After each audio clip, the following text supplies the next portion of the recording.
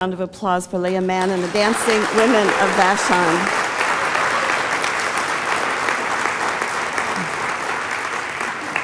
I always love it when you are here. Somehow it feels like the whole sanctuary gets blessed with their dancing and their movement. So today, obviously, we are celebrating Mother's Day, and we're celebrating it big. And it is one of these days that is just filled with all kinds of emotion. If you're a new mom or a pregnant mom, it's filled with excitement and wonder, and it's amazing. If you have a so-so relationship with your mom, it can feel like a day of obligation, like, all right, I got to get the card, I got to make the phone call. If you have a great relationship with your mom, then it's an opportunity to tell her how much you love her. If you have kids, it's a great time to hang out with them. There's no denying that there is this incredibly powerful bond between parent and child, whether you're a father or a mother. And I found this little piece about the different stages that we all go through and how we think about our moms. So at the age of 4, we may think, my mom can do anything. At the age of 8, my mom knows a lot. At the age of 12, my mom is really boring. At the age of 14, my mom has no sense of style. At 16, my mom knows nothing. At 25, well, maybe she knows a little bit. At 35, before we decide, maybe we should talk to mom about it. At age 45, I wonder what my mom would have thought about this. At age 65, I wish I could talk to my mom. So there's no denying that that relationship is so incredibly strong.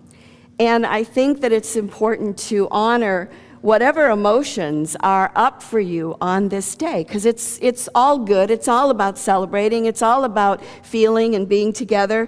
And we also want to honor and include today everyone who has lost a mother, which we've done through the flower ceremony, to include the mother who has lost a child, to include the one who longs to be a mom, to recognize that you are not forgotten on this day. I know that right after my mom died, for the first 5 years, I could not walk into a card store because I would accidentally go down the Mother's Day aisle, and it was like, pow, There were like these little bombs hidden around, emotional bombs that would set me off. And so I remember for the first 5 years after she was gone that card stores aren't so big anymore, but they were then. And so I would purposely stay out of Hallmark because I did not want to go down that aisle and see those cards. So in addition to celebrating the divine feminine, in addition to celebrating women and motherhood, we're also celebrating and discovering and exploring the spiritual faculty of strength. Now, the spiritual faculties are defined by Charles Fillmore in the 12 Powers of Man and 12 Powers of Women. They're spiritual faculties that we have within us. And you may say, why in the world would you pick strength as the power to study during the month of May? I mean, shouldn't it be love? Isn't motherhood all about unconditional and love? And the truth is, if you think about it, parenthood actually calls for some incredible strength, doesn't it? You got to have a lot of strength to be a parent. And I think for women, the faculty of strength steps in labor, particularly in the transition phase, right? The transition phase is the second phase, and you're in transition when a woman says, I've had enough, thank you very much, and I'm going to go home now. One woman actually got off the table and started to go home, and it's like, nope, sorry, you are not going home. It's that time when you say, I can't take it anymore, I can't do it anymore, and then the real work begins, doesn't it? That's where you start to push the baby out into the world. So any woman who has gone through childbirth recognizes that right when you think you don't have any more strength, that's when the real strength shows up, doesn't it? And I think that's one of the lessons that we receive today, because is that not true in our own lives? Sometimes when you feel like, I don't know that I can go on another moment, and then from somewhere this divine strength begins to come through us. I think it's great that Timothy, in the second book of Timothy, said, I am reminded of your sincere faith, a faith that first lived in your grandmother Lois and your mother Eunice, and now I am sure it lives in you. For God did not give us a spirit of cowardice, but rather a spirit of power and love and of self-discipline. Now, did you know that that was directly related to his grandmother, to the grandmother and the mother, that it was speaking about that feminine energy, that feminine divine energy of strength? How many single moms do we have in the room? Raise your hand if you're a single mom. So I really honor you today, because strength is really one of the spiritual qualities that one needs in order to be a single mom. And we never take these spiritual faculties by themselves. So strength, I think strength combined with love equals a brave heart. It equals that great love. So again, strength begins in the delivery room for the mother. And the next time you feel like you can't go on, you're ready to quit and go home, then consider that that power is within you. I think it's what Michael Bogar was talking about last week when he talked about there's that one transitional phase that we go to where, we're learning something, then we got it together, and then it all starts to fall apart. And it's in that phase of falling apart that we call upon the strength. So in celebrating Mother's Day and remembering Mother's Day, I recognize that my own mom had incredible strength. She worked 40 hours a week plus. She managed, supervised 40 people, part-time, full-time. She was a service manager at a grocery store. And I was one of those latchkey kids. And she was home on Sunday and Wednesday. And I used to go to school a couple blocks from my house, and I literally would run home from school every Wednesday because I knew she was there. And I knew that the house would be clean and that there would be some food cooking. And it was like my favorite day of the week was Wednesday because I knew my mom was there. And I always felt like the house had been blessed because she was there. And one of my favorite memories of my mother, and I know it sounds weird, but one of my favorite memories of my mom is of her standing at the ironing board and ironing my dad's shirts and singing along to the radio. My dad, being a policeman, had to have his shirts pressed perfectly. He had to have his shoes shined because he had inspection every day when he went to work. And she would spend hours on these shirts after working 40 hours, after cooking dinner, after doing all this stuff. And yet she did it with a spirit of love. She would just sing. She would just stand in the kitchen and iron and sing. And I recognized that I watched her handle so many different things in life that she never had to say anything to me, you should do this or you should do that or give me advice. She never did. But I always felt like I could do so much in life because I watched her, because I watched how she showed up to life. I watched how she showed up at work, and I watched how she showed up to her family. I think that motherhood and also fatherhood is a spiritual practice. I know that before I had my kids, I was into every kind of spiritual practice that you can think of. I loved meditating and chanting and hanging out at ashrams and doing all these things. And then I had kids, and I had no idea what spiritual practice was until I had children. When we arrived here, Caroline, my daughter's in the first row, was 6 weeks old. She is now 24. Jordan was under 2. And I'll never forget, someone came up to me in the church, my first month here, and said, so did you get up at 6 o'clock this morning and meditate, do your meditation practice? I said, no, I was actually going to bed for the 3rd time at 6 o'clock in the morning. And so for those of you who have small children, your spiritual practice is your kids. The meditation, the prayer, fit it in when you can, but all that really matters is those kids. That's the spiritual practice. And I think sometimes we can think, well, I'm not spiritual enough because I'm not doing this and I'm not doing that. This is our work. This is what is before us. I was reading a story about a surgical nurse. And she said it was Valentine's Day, and they had all decided at the hospital that instead of wearing their plain old brown or green scrubs, that they were going to wear bright red because of Valentine's Day. And this one woman said she's all dressed, she's got her hair and makeup because they were going to make the day special. And her son, who was in the first grade, called her into the bathroom, and he says, "Mom," and he had dropped all the Valentines in the toilet by accident. So in trying to get them out, the toilet water got all over her. So she had to take a shower, and then she couldn't do her hair, she couldn't do her makeup, and the only scrubs she had were these ugly brown ones. And she said she went to work because she had to stop and buy more Valentines for her son before he went to school. You all know what that's like. Anyway. So she said she got to work and everybody was all dressed up, as dressed up as they could be, and they all looked beautiful, and she felt kind of schlocky and bad. And she said, but then her husband sent her flowers.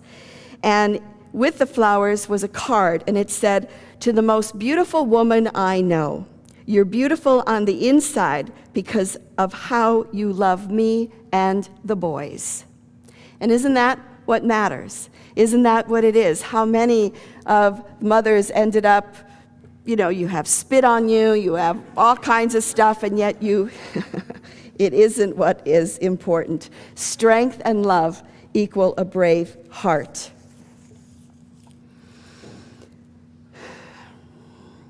The roots of Mother's Day, as many of you know, was in 1870. And it was founded by Julia Ward Howe. And it was based on the Mother's Day proclamation. She was so appalled by what she saw during the Civil War that she actually founded this day to be a day of peace, to be a day of protest even, if you will.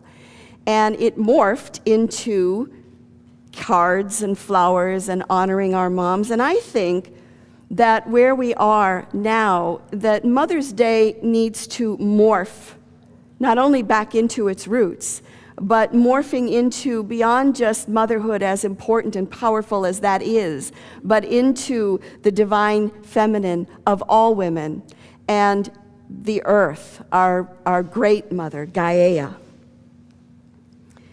Julia Ward Howe said, "Arise then, women of this day. Arise, all women who have hearts. From the bosom of a devastated earth, a voice goes up with our own, and it says, disarm, disarm." So Mother's Day is, I think, morphing and moving into a different place. And we are at that time in history where it's time to call that forth and regain our roots. I think women have influenced so much of our culture compared to when my mom was, ironing those shirts back in the 50s and 60s.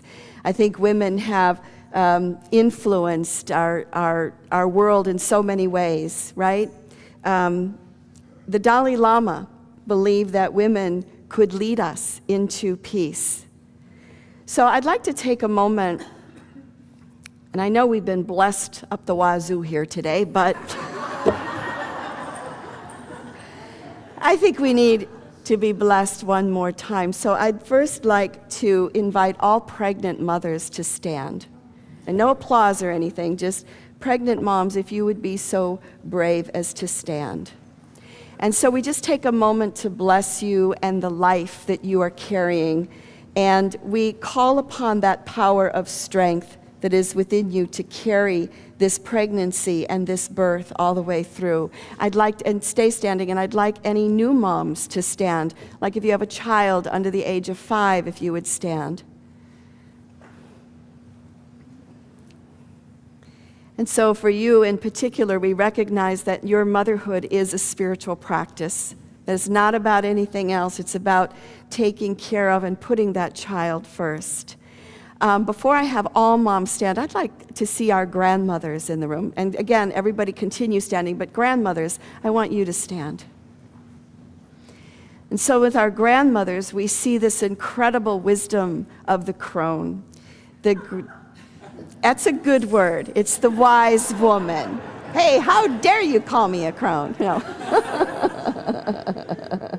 So we are grateful for the strength that you have had your whole life and that you have blessed your children and your grandchildren with. And now with all mothers, regardless of how old your children are, stand, please. And we bless you. We bless you and are grateful again for that brave heart that is expressed through you. And now all women, please stand. And this is the divine feminine. This is the divine feminine that we are honoring here this morning. And may this strength, may this love, may this heart that is within you go forth to clear the way and make new this world. We are grateful for this awareness. Amen.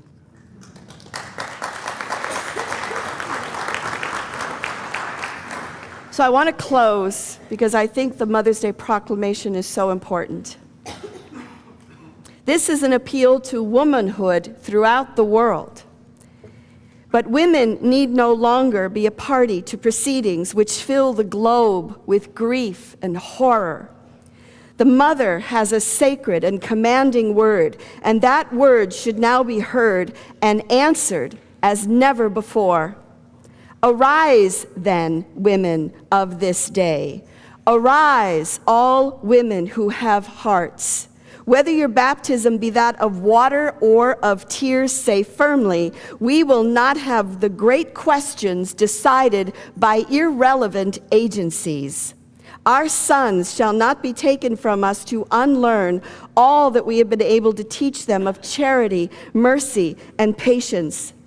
In the name of womanhood and humanity, I earnestly ask that a General Congress of Women without limit of nationality may be appointed and held at some place deemed most convenient and at the earliest period consistent with its objects to promote the alliance of different nationalities, the amicable settlement of international questions, the great and general interests of peace. Arise, then, women of this day. Let's do it. Arise, all women who have hearts. It's time to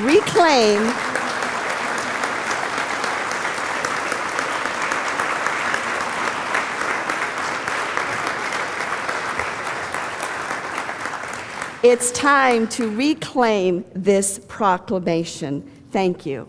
This is a day of mixed emotions. It is a day of excitement, of love, of dread. And we call upon the power of strength, the power of love, to give us each a brave heart. Happy Mother's Day.